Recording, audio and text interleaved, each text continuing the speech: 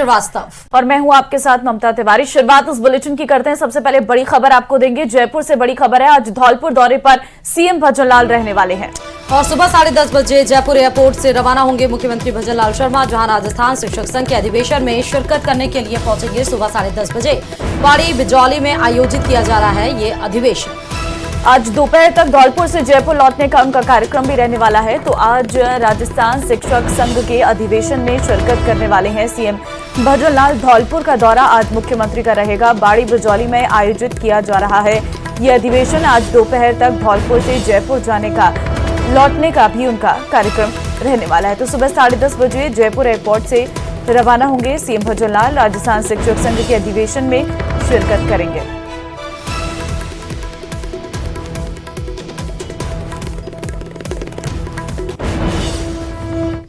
और एक और बड़ी खबर राजस्थान से जुड़ी हुई है जो आपको बताते चले, जहां पर राजस्थान के 8 शहरों में 500 ई बस चलेंगी। राजधानी जयपुर को 150 ई बसें मिलेंगी। ये बड़ी खुशखबरी है राजस्थानियों के लिए। महिलाओं के लिए बनाए जाएंगे पिंक टॉयलेट। प्रदेश के 27 नगर निकायों में बनाए जाएंगे पिंक टॉयलेट। तो आपको जानकारी दे दें, जयपुर से एक खबर है जहां पर राजस्थान के 8 शहर ऐसे हैं जहां पर 500 ई बस चलेंगी। आपको बता दें, जयपुर को 150 ई बसें मिलने वाली हैं और इसी के साथ ही महिलाओं के लिए पिंक टॉयलेट भी बनाए जाएंगे। प्रदेश के 27 नगर निकायों में ये पिंक टॉयलेट बनाए जाएंगे।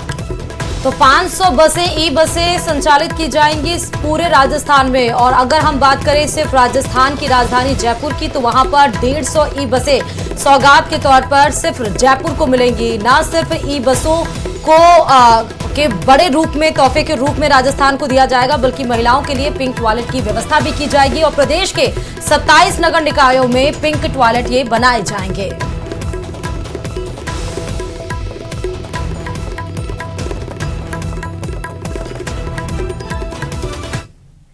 और भजनलाल सरकार की करप्शन के खिलाफ जीरो टॉलरेंस नीति है। सीएम के निर्देश के बाद जल संसाधन विभाग में भ्रष्टाचार और अनियमितताओं के मामले में मुख्य अभियंता और सचिव पर गाज गिरी है।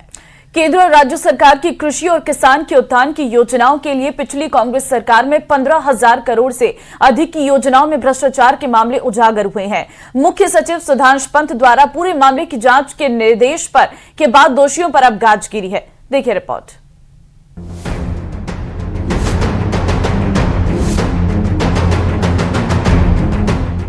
सिंचाई विभाग में सबसे बड़ा घोटाला। कांग्रेस सरकार के कार्यकाल के भ्रष्टाचार के मामले उजागर। 15,000 करोड़ से ज्यादा की योजनाओं में करप्शन।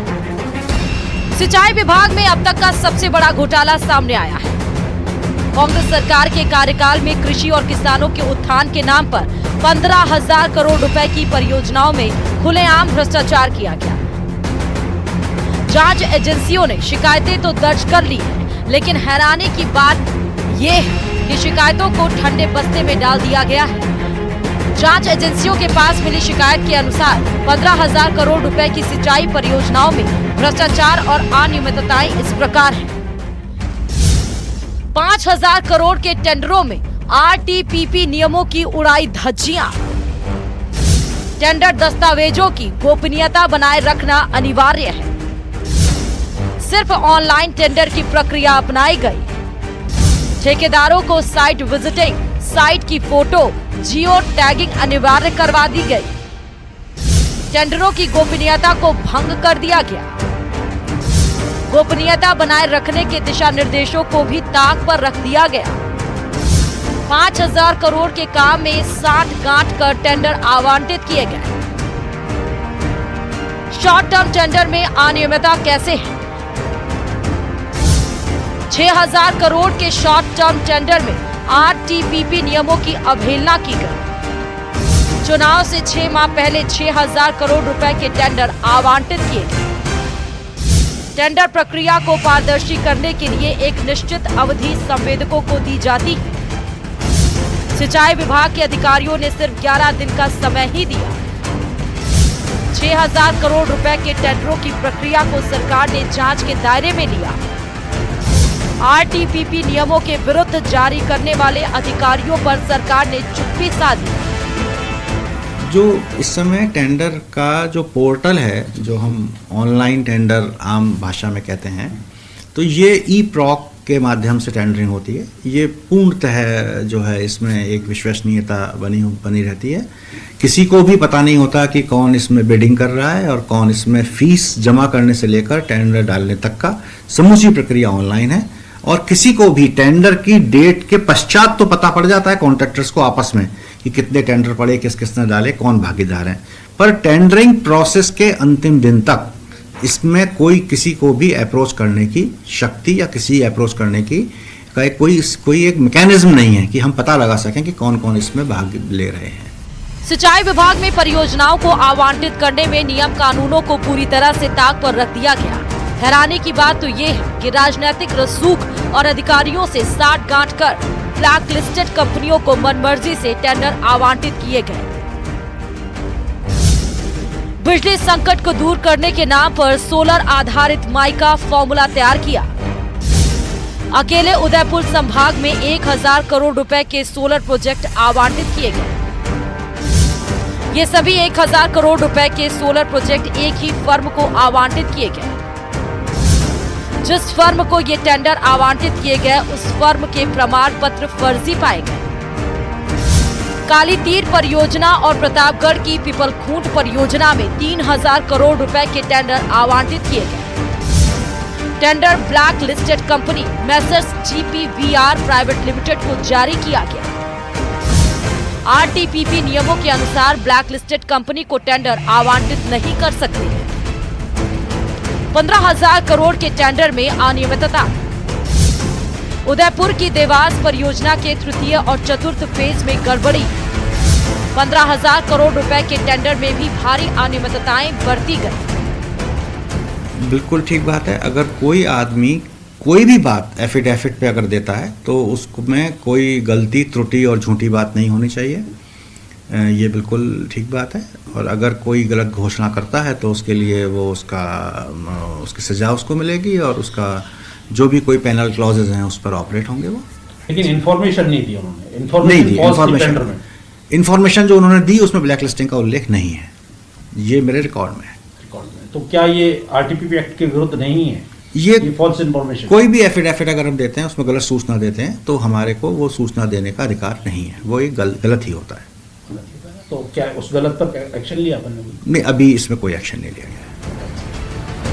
बहरहाल सिंचाई विभाग में 15,000 करोड़ के प्रोजेक्ट में भ्रष्टाचार और अनियमितताओं की शिकायतें जांच एजेंसियों तक तो पहुंची हैं, लेकिन राजनीतिक रसूख रखने वाली बड़ी बड़ी कंपनियों के खिलाफ जांच एजेंसियां कार्रवाई की जहमत नहीं उठा पा रही। देखना अब आगे कि जांच कैसे होगी और दोषियों पर कैसे कार्रवाई होती है या फिर क्या कार्रवाई होती है। न्यूज़ 18 राजस्थान के लिए जयपुर से राकेश शर्मा की रिपोर्ट। और अब बात कर लेते हैं जयपुर से बड़ी खबर की, जहां राजस्थान ओलंपिक संघ की बैठक आज होनी है और आज राजस्थान ओलंपिक संघ की नई कार्यकारिणी की घोषणा भी हो सकती है। बड़ी जानकारी आपको दे रहे हैं। दो संघों की आमने सामने होगी बैठक। राज्य ओलंपिक में दो गुटों के अलग अलग कराए जा रहे हैं चुनाव। दोनों के दावे एक दूसरे को नकली, खुद को बता रहे असली। तो जानकारी आपको दे दे, राजस्थान ओलंपिक संघ की बैठक आज रहने वाली है और इस दौरान बैठक काफी अहम मानी जा रही है। दो संघों की आमने सामने ये बैठक रहेगी। एक दूसरे पर आरोप प्रत्यारोप है। दो गुटों के अलग अलग चुनाव कराए जा रहे हैं और आज लगभग बड़ी घोषणा की जा सकती है। चलिए आगे बढ़ते हैं। बाड़मेर से एक बड़ी खबर आपको देंगे, जहां पर कबाड़ के गोदाम में आग लगी। अज्ञात कारण बताए जा रहे हैं आग लगने के। पिछले 3 घंटे से आग पर काबू पाने का किया जा रहा प्रयास। और नगर परिषद की आधा दर्जन दमकलें वहां पर मौजूद हैं। लगातार आग पर काबू पाने का प्रयास 3 घंटे से किया जा रहा है। तस्वीरें आप देख सकते हैं, भयावह तस्वीरें। ना सिर्फ आग के लपटे बल्कि धुएं का गुबार भी आप देख सकते हैं किस तरह है। इससे आप अंदाजा लगा सकते हैं कि वहां जो आग लगी है वो कितनी ज्यादा भीषण होगी। कबाड़ के गोदाम में ये आग बताई जा रही है। तमाम दर्जन भर से ज्यादा दमकल की गाड़ियां मौके पर मौजूद हैं। आला अधिकारी मौके पर मौजूद हैं। बाड़मेर शहर के शिवनगर इलाके की यह घटना बताई जा रही है। तस्वीरें आपके सामने हैं। और राष्ट्रीय परीक्षा बोर्ड द्वारा आयोजित नीट पीजी प्रवेश परीक्षा स्थगित कर दी गई है। बड़ी खबर आपको इस वक्त बता रहे, नीट पीजी प्रवेश परीक्षा भी स्थगित कर दी गई है। प्रवेश परीक्षा आज यानी 23 जून को आयोजित होनी थी, लेकिन एग्जाम की डेट से ठीक पहले एक दिन पहले नीट पीजी प्रवेश परीक्षा को स्थगित कर दिया गया है। नीट यूजी प्रवेश परीक्षा है जिसे स्थगित कर दिया गया है। राष्ट्रीय परीक्षा बोर्ड की ओर से जल्द ही प्रवेश परीक्षा की नई तारीख का ऐलान किया जाएगा। तो बड़ी खबर आपको ये बता रहे हैं, स्वास्थ्य मंत्रालय ने मेडिकल छात्रों के लिए राष्ट्रीय परीक्षा बोर्ड द्वारा आयोजित नीट पीजी प्रवेश परीक्षा की जो पूरे प्रोसेस है उसको कहा गया है कि बारीकी से उसका मूल्यांकन करने का फैसला लिया गया है। लिहाजा एहतियात के तौर पर आयोजित होने वाली नीट पीजी प्रवेश परीक्षा को स्थगित करने का बड़ा फैसला किया गया है। पेपर लीक मामले में सरकार ने बड़ी कार्रवाई की है। एनटीए के डीजी सुबोध कुमार को हटाया गया है। बिहार के ईओयू की रिपोर्ट के बाद सुबोध कुमार को हटा दिया गया। प्रदीप सिंह खरोला को जिम्मेदारी मिली है। एनटीए ने ही नीट की परीक्षा आयोजित की थी जिसमें बड़ी धांधली निकलकर सामने आई थी। देश भर में इसका बड़ा विरोध देखने को मिला था, जिसके बाद एक के बाद एक गिरफ्तारियां की गई थी और अब इस पूरे मामले पर केंद्र ने बड़ा एक्शन लिया है। एनटीए के डीजी सुबोध कुमार को पद से हटा दिया गया है। प्रदीप सिंह को जिम्मेदारी दी गई है। बिहार ईओयू रिपोर्ट के बाद ये बड़ा एक्शन लिया गया है, क्योंकि बिहार ईओयू ने एक रिपोर्ट तैयार की थी जिसके आधार पर आगे की ये कार्रवाइयां की जा रही हैं। आपको बता दें कि पेपर लीक मामले में अब तक कई गिरफ्तारियां भी हो चुकी हैं। और प्रदीप सिंह खरोला अब नेशनल टेस्ट एजेंसी के डीजी होंगे। नई जिम्मेदारी इनको मिली है, नई जिम्मेदारी संभालेंगे। और उसके पहले सुबोध कुमार जो डीजी थे उनको ईओ की रिपोर्ट के आधार पर हटा दिया गया। चलिए खबरों में आगे बढ़ते बताते चले कि देश भर में नीट में चिट को लेकर प्रदेश में बवाल मचा है। रोज नए नए खुलासे हो रहे हैं। आज हम नीट नेटवर्क धांधली का पूरा एक्सरे करेंगे और बताएंगे अब तक नीट की चीट में क्या क्या हुआ है, इस धांधली में कितने किरदार हैं, कहां से इसके तार जुड़े हुए हैं, अब तक की जांच कितनी असरदार है और कौन कौन सलाखों के पीछे पहुंच चुका है। बिहार समेत देश के कई राज्यों में जांच एजेंसियों की छापेमारी अभी भी जारी है, डीजी के हटाने के बाद भी। देखिए इसी पर रिपोर्ट।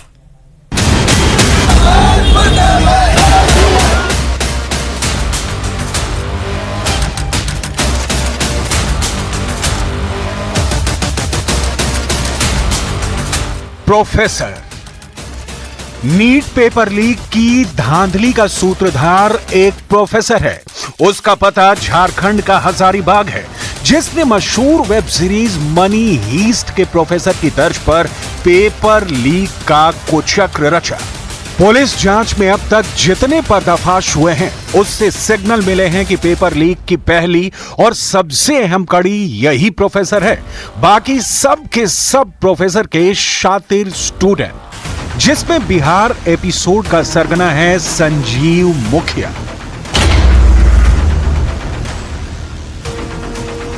तारीफ बस इतनी भर कि 20 साल से पेपर लीक का किंग पिन है।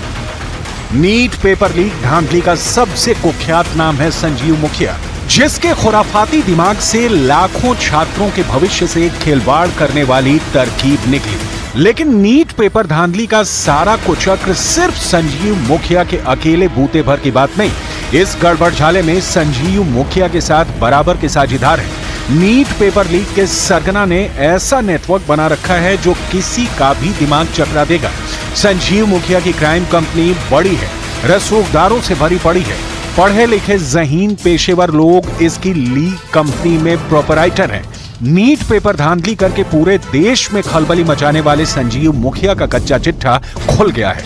लेकिन पहले जानते हैं कि नीट पेपर लीक का षड्यंत्र रचा कैसे गया, किस सेंटर में पेपर लीक हुआ ये जानते हैं। पेपर लीक की सारी सेटिंग झारखंड में की गई। आरोप है कि बिहार के संजीव मुखिया ने कथित प्रोफेसर को मोहरे के तौर पर इस्तेमाल किया।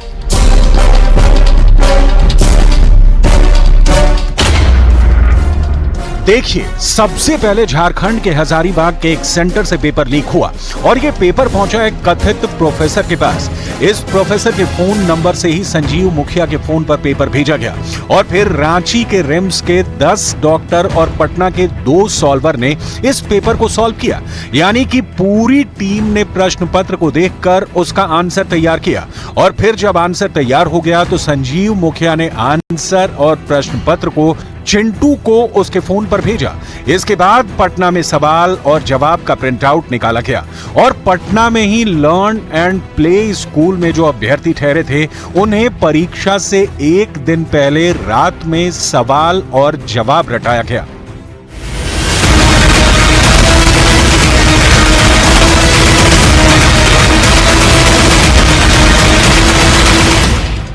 नीट पेपर लीक होकर बिहार में ऐसे पहुंचा, लेकिन देश के बाकी सेंटर पर इन्हें कैसे लीक किया गया, किसने करवाया, अब इसे देखिए। अब तक की जांच में पता चल रहा है कि संजीव मुखिया के साथ इस मामले का मास्टरमाइंड है रवि अत्री और उसका गैंग। रवि अत्री फिलहाल मेरठ की जेल में बंद है और इसके ही गैंग के 2 सदस्य अतुल वत्स और अंशुल सिंह बाहर एक्टिव थे। अतुल वत्स और अंशुल सिंह ये दोनों बिहार, महाराष्ट्र, गुजरात में नीट लीक का जिम्मा संभाल रहे थे। इन दोनों के सीधे संपर्क में था संजीव मुखिया। ये मुखिया भी बड़ा किरदार है। इसके पास जो क्वेश्चन पेपर आया उससे इसने सॉल्व कराया सॉल्वर गैंग से। ये सॉल्वर गैंग पटना और रांची में था। रांची में 10 डॉक्टर और पटना में 2 सॉल्वर। इन सबसे संजीव मुखिया ने पेपर सॉल्व कराया। इसके साथ ही संजीव मुखिया के नेटवर्क में जुड़े थे सिकंदर यादवेंदु। ये सिकंदर जो है मुखिया का शागिर्द है और इस पर अभ्यर्थियों को लाने का जिम्मा था। इसके अलावा मुखिया के नेटवर्क में अमित आनंद और नीतीश कुमार भी जुड़े थे। इन दोनों पर पैसों की डीलिंग का जिम्मा था। इस नेटवर्क में चिंटू और सिंटू भी अहम किरदार हैं। इन दोनों के पास ही सॉल्व किया गया पेपर संजीव मुखिया ने भेजा था और इन दोनों ने क्वेश्चन पेपर और आंसर पेपर का प्रिंट लेकर अभ्यर्थियों तक पहुंचा और फिर अभ्यर्थियों से आंसर पेपर रात भर रटाया गया। बिहार के जिस गेस्ट हाउस में पेपर सॉल्व किए गए वहां की सारी सेटिंग सिकंदर ने प्रीतम के साथ की थी। वही प्रीतम कुमार जो कि तेजस्वी यादव के पीएस हैं।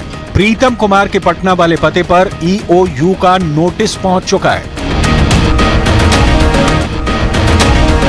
मगर नीट पेपर लीक का मगरमच्छ कहा जाने वाला संजीव मुखिया फरार है, क्योंकि संजीव मुखिया कोई छोटा मोटा खिलाड़ी नहीं, 20 साल से पेपर लीक का तजुर्बेकार है। पुलिस संजीव मुखिया के लिए जगह जगह छापेमारी कर रही है। वहीं संजीव मुखिया की मां ने बातचीत में बताया कि उन्होंने अपने बेटे को गलत संगत में जाने से कई बार आगाह किया था। चलिए अब पाली से बड़ी खबर की बात कर लेते हैं। नशे के खिलाफ एक बड़ी कार्रवाई को अंजाम दिया गया है। पाली में डीएसटी और रोहट थाना पुलिस की ये बड़ी कार्रवाई देखने को मिली है। अफीम दूध के साथ 2 आरोपियों को गिरफ्तार किया है और आरोपियों के कब्जे से 6 किलो अफीम का दूध बरामद किया गया है, जिसकी कीमत 10 लाख रुपए बताई जा रही है। चित्तौड़गढ़ से जोधपुर जा रहे थे ये अफीम तस्कर, तभी बीच में धर दबोचा गया।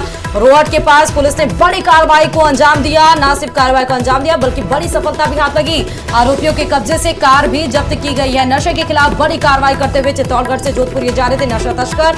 पुलिस ने तभी आरोपियों को धर दबोचा और इनके पास से कार भी जब्त की गई है। अफीम की दूध बरामद की गई है, जिसकी कीमत लाखों रुपए बताई जा रही है।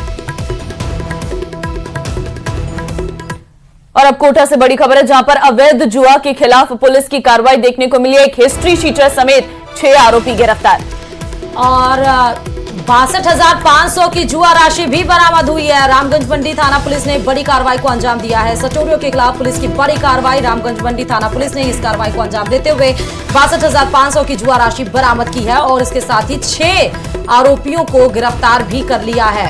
एक हिस्ट्री शीटर समेत 6 आरोपी गिरफ्तार।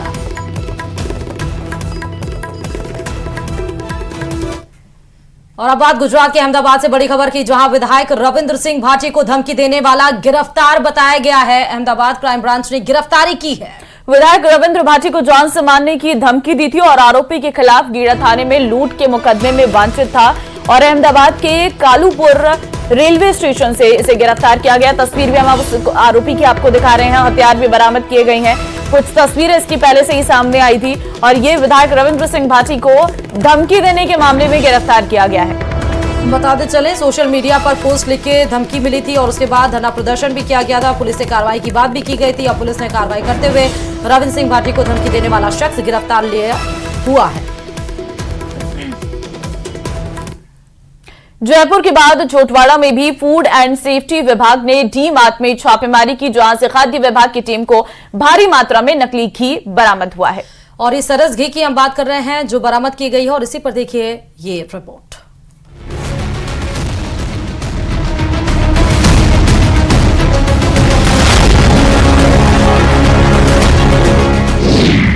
मिलावट खोरों पर खाद्य विभाग का एक्शन जारी। जयपुर के बाद झोटवाड़ा में छापेमारी। डीमार्ट से मिला 2 लीटर नकली सरस घी।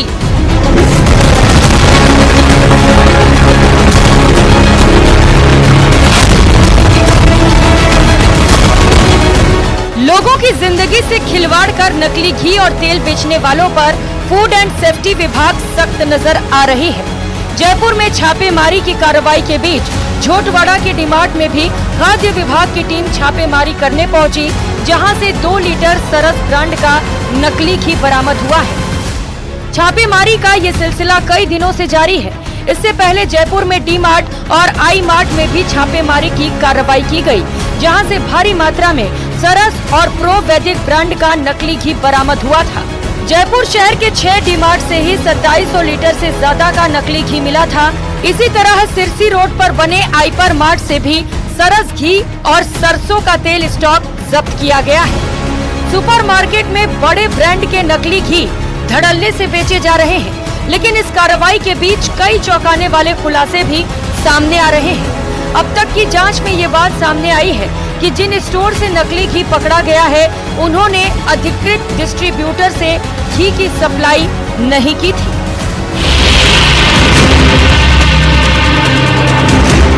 फूड सेफ्टी डिपार्टमेंट इन दिनों जहां कार्रवाई कर रहा है, वहां से नकली और मिलावटी खाद्य पदार्थों के खुलासे हो रहे हैं। लेकिन बड़े बड़े सुपरमार्केट और नामी प्रोडक्ट्स के नकली और मिलावटी होना लोगों के भरोसे को तोड़ने जैसा है। Bureau report, news 18 Rajasthan. उधर टीम इंडिया ने T20 वर्ल्ड कप 2024 में जीत का पंजा लगाया है। भारत ने शनिवार को बांग्लादेश के खिलाफ 50 रन से धमाकेदार जीत हासिल की है। भारत ने 197 रन का टारगेट रखा। जवाब में बांग्लादेश की टीम 8 विकेट गंवाकर 146 रन ही जुटा सकी है। और बांग्लादेश के लिए सर्वाधिक रन कप्तान नजमुल हुसैन शांतो ने 32 गेंदों में 40 रन बनाए। भारत की ओर से हार्दिक पांड्या ने हरफनमौला प्रदर्शन किया है और हार्दिक पांड्या ने 27 गेंदों में 50 रन की पारी खेली है। उन्होंने तूफानी अर्धशतक किया, पारी खेलने के अलावा एक शिकार किया और स्पिनर कुलदीप यादव ने 3 जबकि जसप्रीत बुमराह और हर्षदीप सिंह ने 2-2 विकेट चटकाए। तो शानदार प्रदर्शन रहा भारत का बांग्लादेश के खिलाफ T20 वर्ल्ड मैच में, जहां पर बांग्लादेश को टारगेट दिया गया था। हार्दिक पांड्या ने 27 गेंदों पे जहां 50 रन बनाए, वहीं रोहित ने भी जबरदस्त प्रदर्शन किया। और इस जीत के बाद अब भारत सेमीफाइनल में पहुंच चुका है। ये राहें आसान होती हुई नजर आ रही हैं। पहले पाकिस्तान और उसके बाद अफगानिस्तान और अब बांग्लादेश से भारत ने ये जीत दर्ज की है। चलिए अब एक नजर